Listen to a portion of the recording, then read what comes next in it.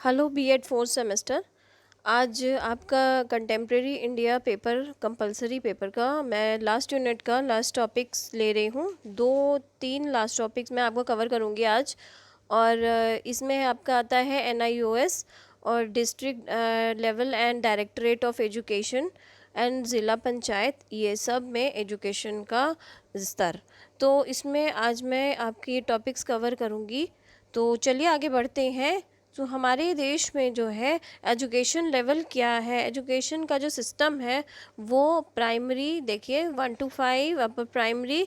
अच्छा, प्राइमरी को हम कहेंगे UP basic education. So I will be talking about basic education, that means UP basic education. तो UP में क्या सिस्टम चलता है हम उसी की बात करेंगे। अपर प्राइमरी को कहते हैं माध्यमिक शिक्षा, ठीक है। तो इसमें माध्यमिक शिक्षा परिषद बनी हुई है। इसमें अपर प्राइमरी सेकेंडरी दोनों आते हैं। अब आ जाते हैं वोकेशनल सेकेंडरी एजुकेशन। वोकेशनल में आपके ये बने हुए हैं आईटीआईज वगैरह। तो इससे इसका क्वेश्चन नहीं आता है जनरल एग्ज़ाम में, या आपके कोर्स में भी नहीं है, तो इसको हम नहीं ज़्यादा कंसिडर करेंगे। आगे बढ़ते हैं सीनियर यूनिवर्सिटी। तो यूनिवर्सिटी लेवल एजुकेशन में क्या कहते हैं उसे, विद्यालयी शिक्षा, विश्वविद्यालय शिक्षा। तो इसमें भी आपका ज़्यादा क्वेश्चंस नहीं आते हैं। आगे बढ़ते हैं एनआईओएस क्या है। तो एनआईओएस नेशनल ओपन स्कूल है जो कि नोएडा में स्थित है। और ये सीबीएसई की एक पायलट योजना थी। तो 1979 में जो है सीबीएसई ने एक प्लान रखा और उसके बाद नवंबर 1989 में एनआईओएस की स्थापना की गई। तो एनआईओएस की स्थापना बिल्कुल इग्नू के सापेक्ष में की गई है। This is a regulatory authority. This is a very authentic authority which provides distance education, as well as it has many study centers and sub centers and regional centers. तो इसके सारे तरीके के centers जो हैं all over इंडिया में है। ये है इसका इसके बारे में हिस्ट्री और इसकी डिटेल्स। तो इसका आप स्क्रीनशॉट ले सकते हैं। अब आगे बढ़ते हैं। जुलाई 2002 में जो है ये एमएचआरडी के अंडर में आया। और आपको जानकर ये हैरानी होगी कि इसके जो सुप्रीम मोस्ट जो अथॉरिटी है वो राष्ट्रपति हैं।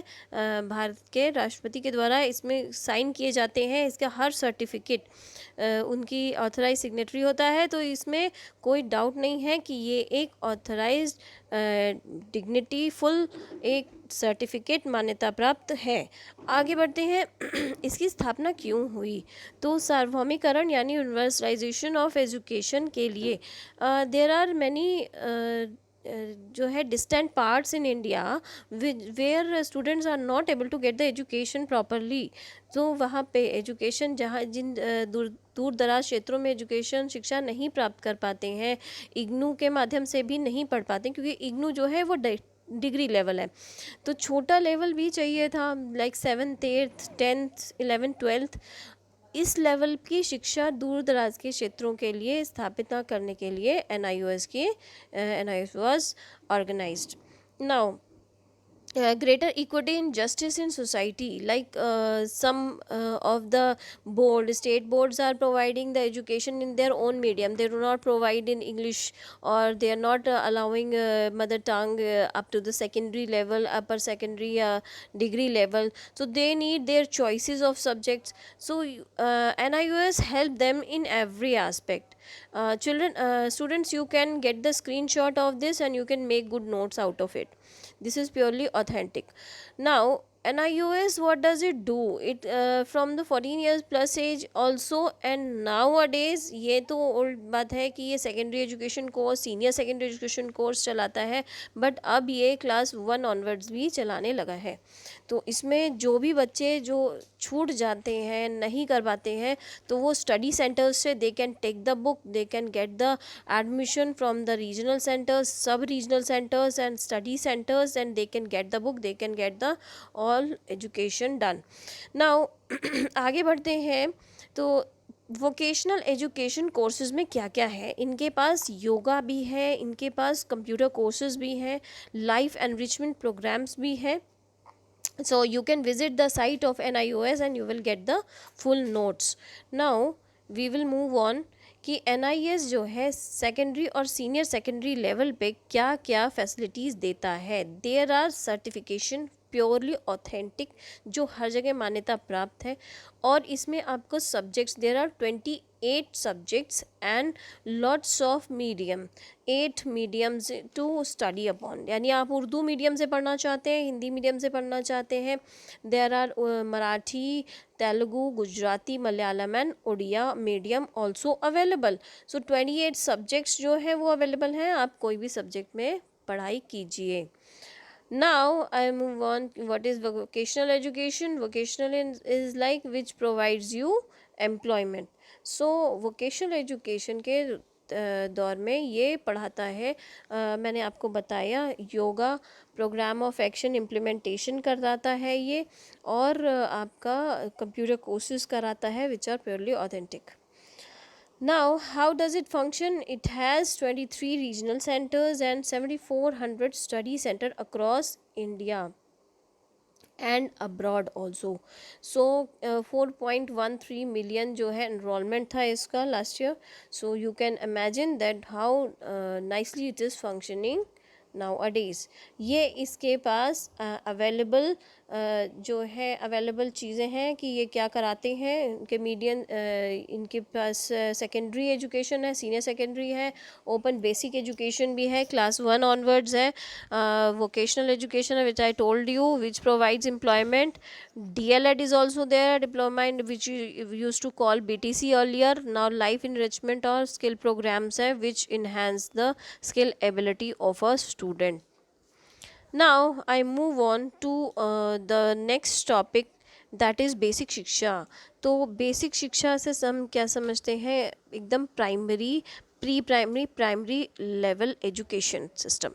इसके लिए जो गवर्नमेंट ने ऑफिसर नियुक्त किए हैं वो अब आज की डेट में उनका नाम होता है ब्लॉक एजुकेशन ऑफिसर। तो what is the function of block education officer is to just regularly visit the schools just to see what is going on in the schools, whether they are working functioning properly and not. And what they do, they see the school management committees also, they are able to report their authorities like director basic shiksha education, and they are required to do so. Now I move on to the next one, next topic, माध्यमिक शिक्षा। मैं इसे अभी detail में भी कराऊंगी, मैंने पूरा एक डायग्राम आपके लिए बनाया हुआ है, वो जो फ्लो चार्ट है उसको आप अच्छे से रीड करिए, अपने मोबाइल में स्क्रीनशॉट लेकर उसको कॉपी में कॉपी डाउन करिए, और यही जो फ्लो चार्ट है ये सफिशिएंट इनफ है आपको एलैबोरेट करने का या आपके द्वारा एलैबोरेट करने का answers.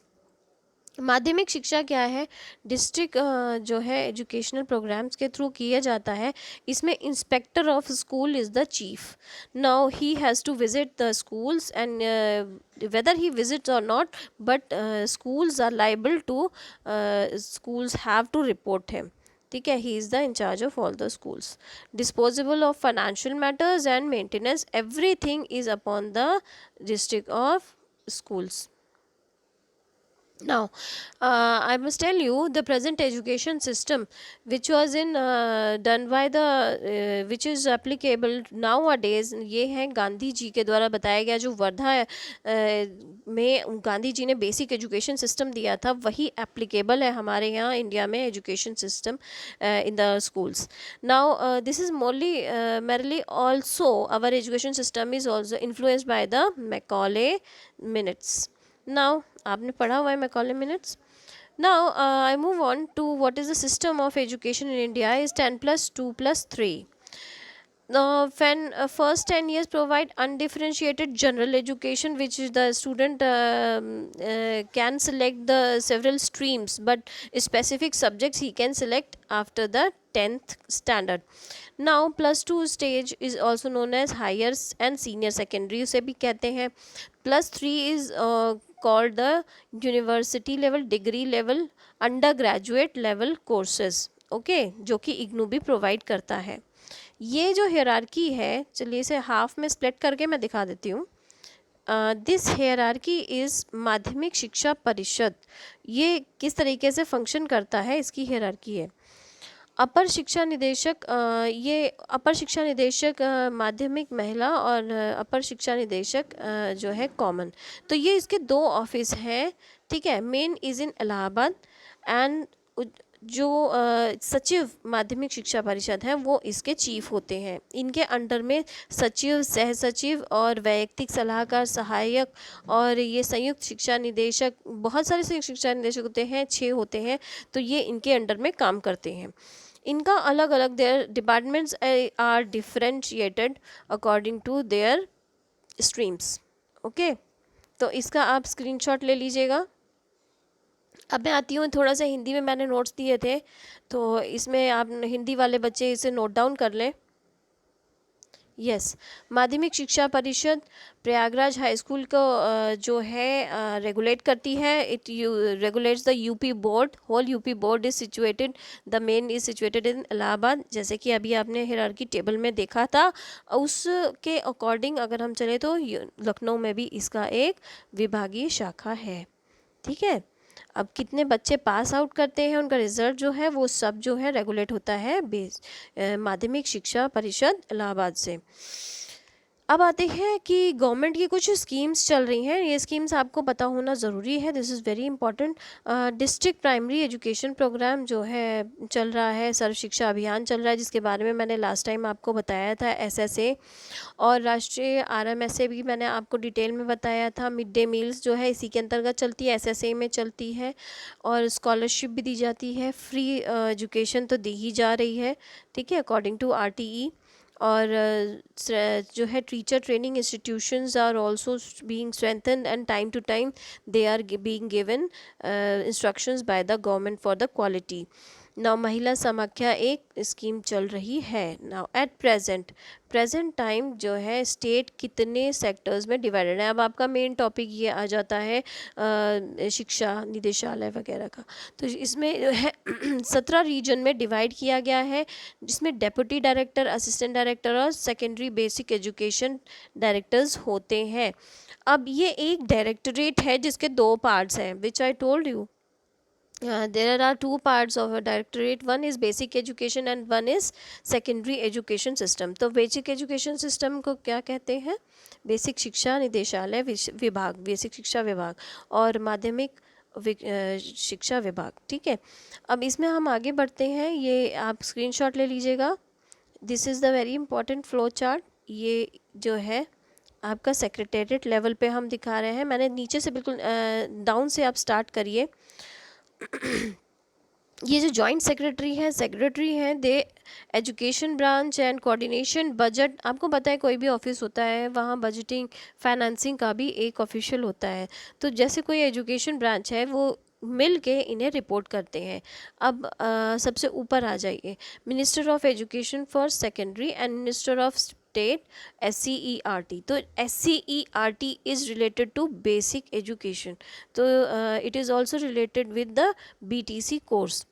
Now ma'am secondary education आप लेफ्ट हैंड साइड में देखिए, और सेक्रेटरी बेसिक एजुकेशन और सेक्रेटरी सेकेंडरी एजुकेशन, ये दोनों मिलकर जो है मिनिस्टर ऑफ एजुकेशन को रिपोर्ट करते हैं, ठीक है। ये इनकी हायरार्की है और इसे आप बना लीजिएगा। नाउ हायर एजुकेशन मिनिस्टर जो है वो डिग्री कॉलेजेस को देखते हैं, और बाकी जो सेक्रेटरीज़ हैं वो इस तरीके से फंक्शन करते हैं, जैसा कि मैंने आपको बताया। अब आ जाती हूँ मैं डायरेक्टरेट ऑफ एजुकेशन बेसिक। इनका काम क्या है, बेसिक एजुकेशन, बेसिक जितने भी स्कूल्स हैं, एलिमेंट्री स्कूल्स हैं, प्राइमरी स्कूल्स हैं, इनकी देखभाल करना और इनके अंडर में जितने भी ब्लॉक एजुकेशन ऑफिसर होते हैं उनकी केयर करना। Now directorate of education secondary माध्यमिक शिक्षा परिषद, मैंने उसका पहले ही आपको एक फ्लो चार्ट दिखाया था, and that was explaining in Allahabad there is शिक्षा निदेशालय, जहाँ पे सचिव माध्यमिक शिक्षा परिषद जो बैठते हैं। अब आते हैं adult and non formal education directorate and literacy and alternative education. हालांकि this is not in your course but you should know कि एडल्ट एजुकेशन के लिए भी एक सेपरेट डायरेक्टरेट है which works under the minister of education. ना इसका काम क्या है, नॉन फॉर्मल एजुकेशन और एडल्ट एजुकेशन देना। जब हमारे कुछ गाँव के स्कूलों में स्कूलों की छुट्टी के बाद एडल्ट एजुकेशन चलती है, प्रौढ़ शिक्षा कार्यक्रम यानी स्कूल चलते हैं। यहाँ पे टीचर्स आते हैं जो वॉलंटरी होते हैं या फिर अपॉइंट किए जाते हैं on their basis and some criteria, और वो आके स्कूलों के बाद उनको बड़े जो लोग पढ़ना चाहते हैं प्रौढ़ शिक्षा में उनको एजुकेशन देते हैं। तो इसका एक सेपरेट डिपार्टमेंट है, बट ये आता किस में, डायरेक्टरेट ऑफ एजुकेशन में ही आता है। फिफ्थ जो है डायरेक्टरेट ऑफ उर्दू और ओरिएंटल लैंग्वेजेस के लिए है। जो भी लैंग्वेजेस किसी को पढ़नी होती है तो उसके लिए एक अलग डायरेक्टरेट है, वो उनको गाइडलाइंस भेजता है टाइम टू टाइम। अब हम आ जाते हैं आपके main topic, directorate of basic education. ना इसमें वीमेंस एजुकेशन बेसिक भी आता है जितने हिल्स में ऑफिस हैं, और नॉन फॉर्मल एजुकेशन के लिए भी आ जाता है। तो बेसिक वीमेंस एजुकेशन महिला शिक्षा जो कि बहुत ही ज़रूरी है और दी जा रही है। हालांकि यूपी में इसका बहुत ज़्यादा स्कोप नहीं है, लेकिन बेसिक एजुकेशन ही हमारी मेन है। अब ये आते हैं actually according to article 45 basic education has to function accordingly. Now I move on to director of basic education. और इनके अंडर में कितने डायरेक्टर्स आते हैं, देखिए 6 डेप्यूटी डायरेक्टर्स होते हैं, 4 असिस्टेंट डायरेक्टर होते हैं, ठीक है। और ये अपनी responsibility time to time perform करते हैं। आप इसका स्क्रीनशॉट ले लीजिए, या ये first level and second level, बस इतना ही आपने करना है। ये नीचे का लेवल आपके इम्पोर्टेंट नहीं है, सो इसको एक्सक्लूड करिए। ये फर्स्ट एंड सेकंड लेवल ऊपर से ही आपने करना है। अब हम देखते हैं डिस्ट्रिक्ट लेवल पे एक डीईएसी कमेटी बनाई गई है, जो कि जितने भी मेंबर्स ऑफ हाउस हैं, एमएलसी एंड एमएलएस, इनको रिपोर्ट करती है, ठीक है। तो बेसिक शिक्षा एजुकेशन के जो डायरेक्टरेट हैं उनके ऑफिसर्स इनको रिपोर्ट भी करते हैं according to the district level. ना यूपी बेसिक शिक्षा बेसिक एजुकेशन एक्ट 1972 के अकॉर्डिंग ये कुछ समितियां बनाई गई थी। इन समितियों में देखिए क्षेत्रीय समिति, जिसे जिला परिषद अधिनियम के अंतर्गत 61 में बनाई गई थी। 1916 में म्यूनिसिपैलिटी एक्ट के अकॉर्डिंग एक बन चुकी थी। जो म्यूनिसिपैलिटीज़ आपको पता है शहर में होती है, so these two are in the cities, the first number and the second number, this function in the urban areas, and the third one UP नगर महापालिका second and third function in the urban areas, and the first क्षेत्रीय समिति जो है वो जो है क्षेत्रीय समिति और ग्राम पंचायत जो है वो गांव के लिए होती है, ठीक है, for the rural areas. UP नगर महापालिका एक्ट 1959 में आया, और इसकी जो जिम्मेदारी होती है वो दूर दराज प्राइमरी एजुकेशन मेनली उन स्कूलों का रख रखाव, उन स्कूलों का रिस्ट्रक्चरिंग या नए स्कूल्स का इस्टेब्लिशमेंट, ये सब जो चीज़ें हैं ये इनकी रिस्पॉन्सिबिलिटीज़ होती हैं। तो इनकी रिस्पॉन्सिबिलिटीज़ म्यूनिसिपल बोर्ड महापालिका जो है आपके प्राइमरी स्कूल्स को देखभाल करते हैं। आगे बढ़ती हूँ तो इसमें देखिए लोकल बॉडीज़ और गवर्नमेंट जो है, इस गवर्नमेंट से ये फंडिंग भी लेती हैं, और गवर्नमेंट को ये टाइम टू टाइम सजेशंस या प्लान्स भी अपने बताती हैं। ये इनका मेन काम होता है। आगे बढ़ते हैं तो इंटरमीडिएट कॉलेजेस आपको पता है, लोकल बॉडीज़ पता है, ये सारे नोट्स हैं। इनके बारे में आप बस स्क्रीनशॉट लेके नोट्स अच्छे से बनाइएगा। और देखिए आगे ग्राम पे आते हैं, तो ग्राम के जो यही इसी बेसिक एजुकेशन एक्ट 1972 में ये पास हुआ था कि ग्राम प्रधान जो है, ऐसी ग्राम शिक्षा समिति बनाई जाएगी जिसमें ग्राम प्रधान चेयरमैन होगा और गार्जियंस होंगे 3, जिसमें एक महिला का होना ज़रूरी है। हेडमास्टर बेसिक स्कूल के होंगे जो कि उनका रहना जरूरी है। तो ये समिति जो है काम करेगी, ये समिति ग्राम शिक्षा समिति कहलाएगी। ये समिति का काम होगा गांव में हर 1 किलोमीटर 2 या 3 किलोमीटर के रेडियस में एक प्राइमरी स्कूल का होना अनिवार्य रूप से, और उसका देखभाल रख रखाव और बनाना किस तरीके से है। तो ये जो है ज़िला पंचायत को टाइम टू टाइम अपने प्लान्स भी बताती है, एडवाइस भी करती है और अपनी रिपोर्टिंग भी करती है। तो आप इस चीज़ों का स्क्रीनशॉट लेकर इसके नोट्स ज़रूर बनाएं और do well in your exams. So all the my topics are done now. अगर कोई क्वेरी हो तो प्लीज़ मुझे व्हाट्सएप करिएगा मुझे, और please give me the feedback. Thank you.